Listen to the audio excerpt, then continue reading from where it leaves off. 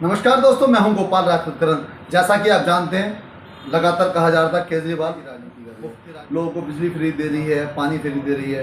लेकिन हाल ही में एक पोस्टर हमारे सामने आया कि दिल्ली में केजरीवाल सरकार ने 6% बिजली के बिलों में वृद्धि करते हुए 6% उसकी दर बढ़ा दी है। वहीं एक तरफ लोगों के 70-70 हज़ार रुपये पानी के बिल आए।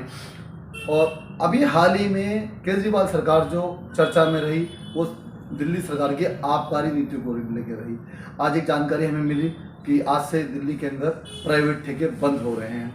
हमारे साथ विश्वास नगर के अंदर जो वरिष्ठ समाज सेवी हैं सुरेंद्र मक्कड़ जी, कॉस्मो मेंस पार्लर के अंदर हम आए हुए हैं। यहाँ पे सभी से हम जानकारी लेंगे क्या मानना है सरकार के बारे में, उनका क्या सोचते हैं आज की डेट में सरकार के बारे में। सबसे पहले हम बात करने जा रहे हैं सुरेंद्र मक्कड़ जी, जो कि वरिष्ठ समाज सेवी है।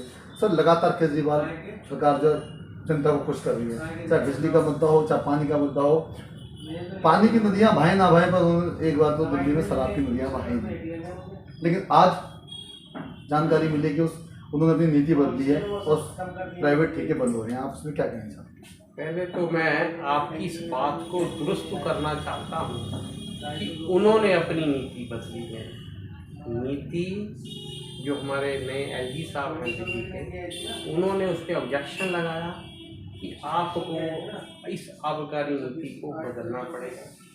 मैं तो पहले भी मुझे कई बार इस शराब विरोधी आंदोलन में हिस्सा लेने का मौका मिला। मैं हमेशा यही कहता था कि नई आबकारी नीति से ऑर्डिनरी पीपल, कॉमन मैन, उसको इस आबकारी नीति का फायदा क्या है। मैं केजरीवाल जी से, मनीष सिसोदिया से ओपन डिबेट करने को इस विषय पर तैयार। सर, एक बात कही जाती थी कि पहले क्या था, एक संधि की गई थी ब्रिटिश काल में कि भाई राजाओं ने कहा कि आप हमें एक मुश्त पैसा दे दीजिए, उसके बाद आप व्यापार करिए, कुछ भी करिए। शायद कहीं उसी से मिलती जुलती थी कि प्राइवेट जो ठेकेदार थे, सरकार ने कहा कि भैया आप हमें एक मुफ्त पैसा दीजिए, उसके बाद आप शराब देखिए। तो लेकिन अब जो नीति अगर बनेगी तो उससे जो सरकार शराब देगी उसका टैक्स सीधा सीधा गवर्नमेंट के खाते में जाएगा। मैं यही बात बार बार दोहराता था। जो नई आबकारी नीति के कारण जो लॉस हो रहा था, नुकसान हो रहा था, दिल्ली उसका भुगतान कर रही थी। देखो, जगह जगह पीडब्ल्यूडी की सड़कें टूटी पड़ी, सीवर के ढक्कन नहीं है, पाइप्स नहीं हैं, और कई जगह हॉस्पिटल में सुविधा नहीं है। वो क्यों हो रहा था? क्योंकि इन्होंने दिल्ली सरकार को रेवेन्यू का नुकसान दिया, और वो जो पैसा था प्राइवेट कंपनियों के खाते में जा रहा था। कारण क्योंकि इन्होंने बहुत गड़बड़ झाला कर रखा था। यहाँ तक आपने कहा कि एक मुश्त पैसा। आपको आपके चैनल से मैं ये बताना चाहूँगा, इन्होंने 980 करोड़ की परफॉर्मेंस गारंटी दी थी।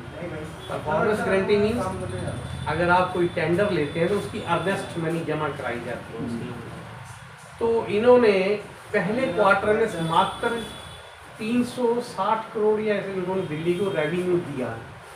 और ये इनके स्पोक्स पर्सन हैं, मैं टीवी डिबेट में सुन रहा था कि कह रहे थे हमने 1360 करोड़ रुपया दिल्ली को कमा के दिया है। पर झूठ के ये बिल्कुल बुलंदे ये नहीं कह रहे थे कि 980 करोड़ रुपया परफॉर्मेंस गारंटी है।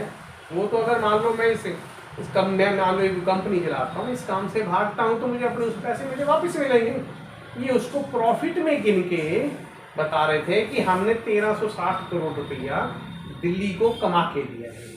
अब और देखो, अभी दिल्ली में वाकई में से शराब की नदियाँ बहा, और लोगों ने जो पीने वाले व्यक्ति थे उन्होंने उसका भरपूर आनंद भी लिया।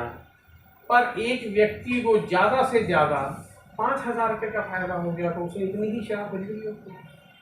पर ये यहाँ पर गड़बड़ झाला कर रहे थे।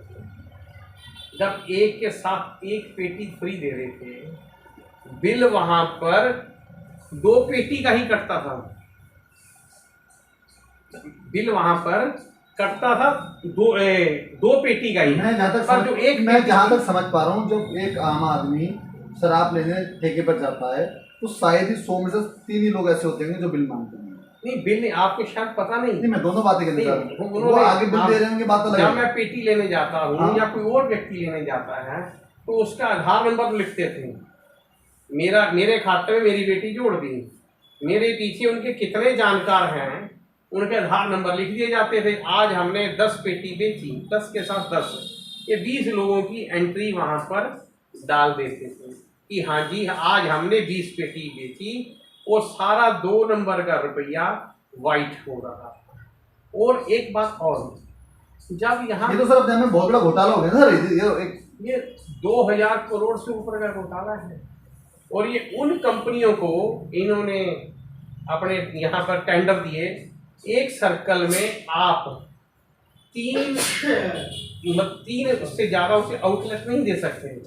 आपने साउथ की तरफ, द्वारका की तरफ एक सर्कल में 5 इन्होंने आउटलेट दिए। कारण वो पॉश एरिया था, एयरपोर्ट के नज़दीक था। और तो उन कंपनियों को ठेका दिया गया, यहाँ पे विस्की की दुकान खोलने का ठेका दिया जो ब्लैक लिस्टेड थी, इन लोगों ने। अच्छा ये बताएं, आप लोगों ने या मैं या कोई और, मैं विस्की की बॉटल लेने जाता हूँ, मुझे पहले 450 रुपये की बोतल मिलती, सरकार को मिलती थी वो 250 रुपये की, मान लो टैक्स लगा के 250 की पड़ी। वो जो 200 रुपये मार्जिन था वो सरकार की पॉकेट में जाता था, रेवेन्यू बढ़ता था। अब क्या हो रहा था, जो सारा रेवेन्यू, जो पैसा था, प्रॉफिट का पैसा, प्राइवेट कंपनीज के जो मालिक हैं उनके खाते में जा रहा था। उस समय पंजाब का चुनाव था, आप देखो, एक और देखो, अब तक मुझे इतने साल में यहाँ पर रहते हुए मैंने पंजाब की बहुत कम कंपनीज जो वहाँ पर विस्की मैन्युफैक्चर करती हैं, बहुत कम ब्रांड यहाँ पर पंजाब की कंपनी बिकते थे। अब जाकर देखो तो बाढ़ आई हुई थी पंजाब की कंपनी। ऐसा क्या पंजाब की कंपनियों में उन्होंने क्या चमत्कार कर दिए, हर बात पंजाब में सरकार बन जाती है। हाँ, सब शराब माफिया का खेल। आप अगर किसी और व्यक्ति से जाके पूछे, आज तो ठेके बंद हो गए, तो आप देखें जाके, अगर वह 10 ब्रांड थे तो 8 ब्रांड पंजाब के हुआ करते थे। और तो इन्होंने जो थी आबकारी नीति की, जो नीति थी, सिसोदिया ने बिना कैबिनेट मीटिंग बुलाए उसमें बदल फेर कर दिया। एलजी से परमिशन नहीं ली, बिना कैबिनेट की मीटिंग बुलाए अपने हिसाब से इन्हें बदल। जब एलजी साहब ने कहा भी इसकी तो इंक्वायरी होगी, सीबीआई इंक्वायरी होगी, तब इन्होंने उसको वापस ले लिया। पर उस दौरान 3 महीनों के 4 महीनों के दौरान इन्होंने खूब प्राइवेट लोगों को फायदा पहुंचाया, दिल्ली का नुकसान किया, और दिल्ली वालों की तो सेहत का बेड़ा गर्क ही कर दिया।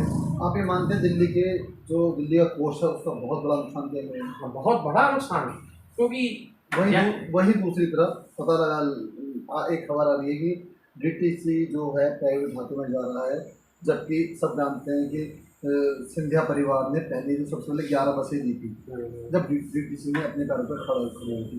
लेकिन आज घूम के वो स्थिति आ गई है कि दोबारा से जहां लोगों ने खड़ा किया आप उसे दूसरे हाथ में। आज डीटीसी बहुत हजारों करोड़ के घाटे में है। उसका वजह इसकी इनके मंत्रियों का, विधायकों का भ्रष्टाचार। अब भी कहने की जरूरत है सतेंद्र जानंदर बस है, अब भी कहने की जरूरत है सिसोदिया की। सर वो तो ये कह रहे हैं ना, आपने तो फंसाया, उन्होंने कोई अपराधी नहीं किया। देखो मैं भी यहाँ खड़ा हूँ, मुझे तो ईडी वालों ने आके नहीं पकड़ा, क्योंकि मेरे पास ऐसा सिस्टम ही नहीं है कि मुझे ईडी वाले आके पकड़ेंगे। आपने अभी जो मोदी जी ने हर स्टेट को 500 बसें देने का, हर स्टेट को 500 बसें अपने केंद्र सरकार की तरफ से देंगे, जिसमें 150 बसें अभी डेढ़ महीना पहले दी गई। और इसने बस एक नहीं दी, करोड़ों रुपया विज्ञापन पे खर्च कर दिया। आज 150 इलेक्ट्रिक बसों का उद्घाटन होगा। और तो जो प्राइवेट आजकल बस एक 50-60 लाख रुपए की आ जाती है, 70 लाख की होगी। इसने उन पुरानी बसों को ठीक करने का ठेका पर किलोमीटर के हिसाब से दे दिया, जो कि कई लाख रुपए बैठता है। आप उनको ठेका ना देके ठीक करने का, आप नई बसें खरीद लेते हैं। नई बसें, क्योंकि उन्हें पता है नई बस खरीदने में अब बड़ी बड़ी कंपनी आएगी, टाटा आएगी, अशोका लेलैंड आएगी और कई कंपनियां बाजार में उतरेंगी, उनको तो बिड से काम होगा और जिसकी लोअर बिड होगी वो बसें सप्लाई करेगा। अब उसने देखा भ्रष्टाचार कहाँ किया जाता है, उन बसों को ठीक करने का कॉन्ट्रैक्ट कंपनीज को दे दिया और दिया भी उन कंपनीज को जो पहले ब्लैक लिस्टेड है और किलोमीटर के हिसाब से। अब ये मान के चल रहे हैं, हमने एक कसम खाई है, हम हर उस व्यक्ति को प्रोत्साहित करेंगे जो व्यक्ति ब्लैक लिस्टेड है। बिल्कुल बिल्कुल, इन्होंने हर व्यक्ति, देखो आप देख लो कहीं भी चले जाओ, आज BSES देख लो, आपने BSES में कई हजार करोड़ रुपए की ये BSES को सब्सिडी दे रहा है, कई हजार करोड़ रुपए की उधर उनको सब्सिडी दे रहा है। मेरा जो मीटर का रेंट होता था पहले 50 रुपए किलोवाट होता था, 150 कर दिया। कमर्शियल का रेंट जो 150 होता था 250 रुपए कर दिया। कितने के लोग उसके दायरे में, फ्री के दायरे में आते हैं। अब ये मैं यहाँ पर आया हूँ अपने हेयर ड्रेसर की शॉप पे, इनसे ही पूछ लो पर यूनिट कितना बिल आ रहा है। इनका भी यूनिट का बिल मेरे हिसाब से 20-21 रुपये यूनिट आ रहा होगा। ठीक, गलत तो नहीं कह रहा भाई सर? मतलब एक यूनिट 20-21 रुपये यूनिट बिल्कुल। ये तो चलो इनकी तो बहुत बड़ी दुकान है। एक चाय वाला बेचारा जो चाय की छोटी सी दुकान है, तो सही कह रहा हूँ आपको, उसने ज़्यादा क्या किया कि बिजली वालों के की मार से बचना, उसने कमर्शियल मीटर लगा लिया। उसका यही कसूर, उनसे बचने के लिए कमर्शियल मीटर लगा लिया और वो बेचारा चाय की दुकान वाला 21 रुपये यूनिट के हिसाब से बिल दे रहा है। मतलब वो एक ईमानदार नागरिक के बनकर ईमानदारी दिखाते हुए अपने आप को सरकार को पैसा देना चाहता था, पर वहाँ अभी आपका मानना है कि लूट खसोट होगी। आप इन तथ्यों की मैं RTI से जानकारी निकाल सकते हैं, कहीं भी चले। आज अभी एक दिल्ली मॉडल की बात करता है। अच्छा मुझे ये बताओ, अगर मैं कहूँ कि मेरा घर बहुत बढ़िया है, रिपोर्टर साहब मेरा घर देखें, मेरा घर, क्या मैं अपना घर रिपोर्टर साहब के घर लेके जाऊँ या उनको अपने घर बुलाऊंगा? देखो पॉइंट है इसके अंदर। आपने दिल्ली मॉडल दिखाना है तो उन्हें दिल्ली में लेके आओ। आप वहाँ क्या बताने जा रहे हैं? वो वहाँ देख रहे हैं क्या दिल्ली मॉडल? ये इसका दिल्ली मॉडल मजा तब है जबकि हाई कोर्ट ने कह दिया कि इसको ध्यान लगाई कि दिल्ली के सरकारी हॉस्पिटल बूचड़ खाने से कम नहीं है। ये मैं नहीं कह रहा, हाई कोर्ट ने ये इनको कहा है। अभी भी इन लोगों को शर्म नहीं आती? हर जगह घपला, हर जगह भ्रष्टाचार। और मैं सिसोदिया जी कट्टर ईमानदार, सत्येंद्र जैन जी कट्टर, अगर वो ईमानदारी होते तो ईडी के अफसर इतने पागल तो नहीं है। भैया ईमानदार है तो भैया आज आए कल चले जाओ, घर जाओ भाई। तो कई दिन से उनकी क्या कारण है इनका? ये सब जगह ये भ्रष्टाचारी सरकार, लोग इनके झांसे में आ गए। पर लेकिन लोगों का ये मानना है कि 25 साल तक आने वाले समय में दिल्ली से और दिल्ली के आसपास क्षेत्रों से आम आदमी पार्टी को ग्रोथ करने से कोई नहीं कोशिश करेगा। देखो ये तो आप अगर वो पंजाब का मॉडल देखें, जिनको कहता था मैं शिक्षकों को पक्का कर दूंगा, 1 महीना नहीं बीता उन पे लाठियाँ भांज दी। एक यहाँ पर अभी तक इसमें अगर केंद्र सरकार नहीं होती ना तो MCD को दिवालिया होने पे कोई नहीं रोक सकता था। वहीं केजरीवाल और सिसोदिया जी एक बात कहते हैं कि जितना पत्थर मारोगे, कीचड़ उछालोगे, उतना ही हम खिलेंगे और जितना हमारा कोई व्यक्ति अगर ईडी के कहीं भी आप बुलाओगे तो हम साफ सुथरे होकर भागेंगे। बिल्कुल, मैं तो कहता हूँ केजरीवाल जी आप भी आ जाए, बिना बुलाए आप आए ईडी के ऑफिस में। भाई मैं आपके ऑफिस में आ गया हूँ, मेरी भी जांच कर ली जाए। देखो कहते जजमान कितने बार जब कटेंगे सामने आ जाएंगे। आप एक बार ईडी के ऑफिस में आओ तो अपने आप आ जाओ ना, अगर ईमानदार हो तो। आपको पकड़ के क्यों खींच के ले जाना पड़ रहा है? आज सत्येंद्र जैन जी कभी कोई सेहत का हवाला देते हैं, कभी कोई अपनी जमानत की बेल लगाते हैं, क्यों नहीं जमानत हो रही उनकी?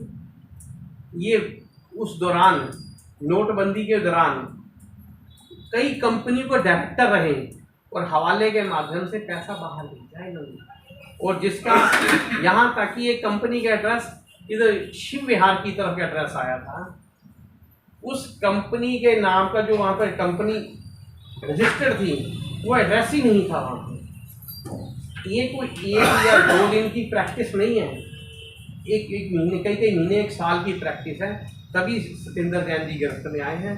अभी तो मैं आपको बहुत और डिटेल में बताता, पर समय की भी सीमा है। और मैं आपका भी बहुत बहुत धन्यवाद करता हूँ, और ये cosmos beauty by hairdresser वालों की।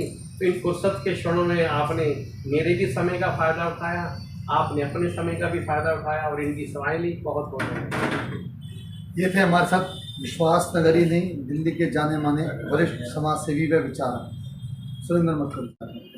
मैं गोपाल उपकरण, मेरी दिल्ली में निशान के लिए।